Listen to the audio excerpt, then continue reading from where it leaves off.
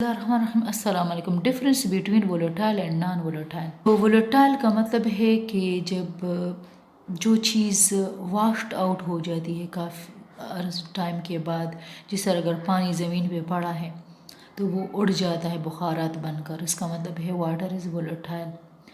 Non volatile जो permanent होती है, जो हवा से या सूरज की रोशनी से नहीं उड़ती, परमानेंट होती है।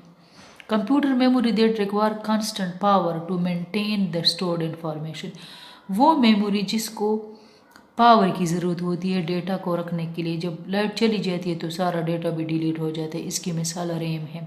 रैम वो मेमोरी है कि उसमें जो डेटा होता है, इंफॉर्मेशन डेटा, तो उसको मेंटेन करने के लिए, मतलब कि वो रैम में रहे, पावर की ज़रूरत होती है। जब हम कंप्यूटर शट डाउन कर लेते हैं या लाइट चली जाती है तो डेटा डिलीट हो जाता है।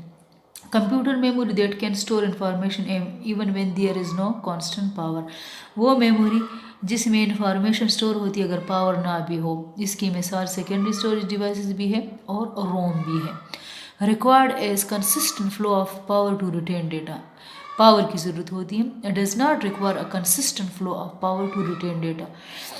अफेक्ट द सिस्टम परफॉर्मेंस, हाँ जो रैम है उसकी स्पीड अगर ज़्यादा है, कैपेसिटी अगर ज़्यादा है तो ये सिस्टम के परफॉर्मेंस पे असर करती है।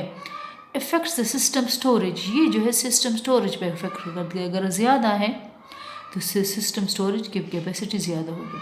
होल्ड डेटा टेम्परेरी, रोम में डेटा टेम्परेरी स्टोर होता है, होल्ड डेटा परमानेंटली। ये बहुत ज़्यादा फास्टर है, इसलिए कि इसलिए कि CPU की स्पीड ज़्यादा है तो जो रैम है उसकी स्पीड भी ज़्यादा है। और ये जो नॉन वोलेटाइल है वो आपके पास लोअर है। Refers to primary storage type, refers to secondary storage type. Example RAM है और इसके एग्जाम्पल के हार्ड डिस्क है, फ्लॉपी डिस्क है, मेमोरी, सॉलिड स्टेट डिवाइस, ये सारे आपके पास नॉन वोलेटाइल मेमोरी है।